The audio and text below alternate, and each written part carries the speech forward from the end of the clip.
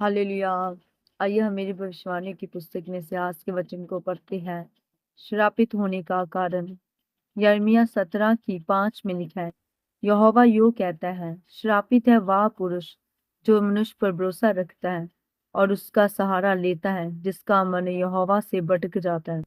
मेरे प्रिय, बाइबल बताती है कि परमेश्वर ने मनुष्य को बनाया ताकि वह परमेश्वर पर भरोसा रखे और उसका सहारा ले सके। लेकिन आदम के पाप के कारण मनुष्य परमेश्वर को छोड़कर मनुष्य पर ही भरोसा करने लगा। इसीलिए वचन कहता है कि जो कोई मनुष्य पर भरोसा रखता है वह श्रापित है। बाइबल में जब हम पहला राजा 21 अध्याय में देखते हैं कि राजा अहाब को जब नबोत की दाख की बारी पसंद आ गई तो वह उसे लेना चाहता था। जब उसने नबोत से मांगी तो नबोत ने उससे कहा कि परमेश्वर ना करे कि मैं तुझे अपने पुरखाओं का निज भाग दूं। इस बात के कारण अहाब राजा उदास और व्याकुल हो गया और जब वह अपने घर गया तो उसने कुछ भी ना खाया। जब उसकी पत्नी को ये बात मालूम हुई तो उसने अहाब राजा से कहा, क्या तू इसराइल देश का राजा नहीं है?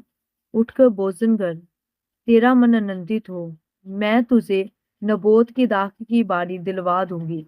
फिर इजेबेल ने झूठा आरोप लगाकर नबोत को मरवा दिया और ये बात अहाब राजा जानता था। मेरे प्रियो, अहाब राजा उस बारी को लेने के लिए परमेश्वर से प्रार्थना कर सकता था और परमेश्वर उसके लिए उपाय करता, लेकिन उसने अपनी पत्नी इजेबेल यानी कि मनुष्य का सहारा लिया। इसी कारण वह परमेश्वर द्वारा श्रापित हुआ। परमेश्वर ने उससे कहा कि जिस तरह नबोत का लहू कुत्तों ने चाटा है, वैसे ही तेरा लहू भी कुत्ते चाटेंगे।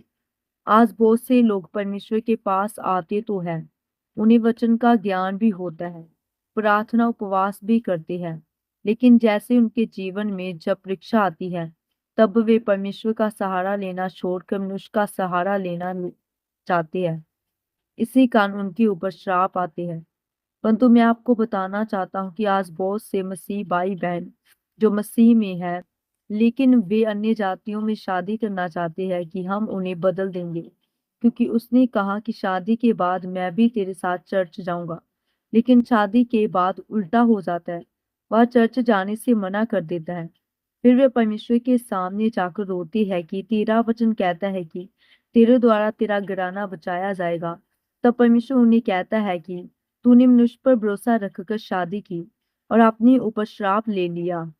इसीलिए आपको ये बात याद रखनी है कि आपका भरोसा केवल परमेश्वर पर होना चाहिए, ना कि किसी मनुष्य पर।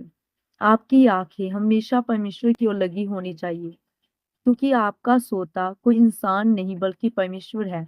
अगर परमेश्वर आपको ना दे तो कोई मनुष्य भी आपको नहीं दे सकता है।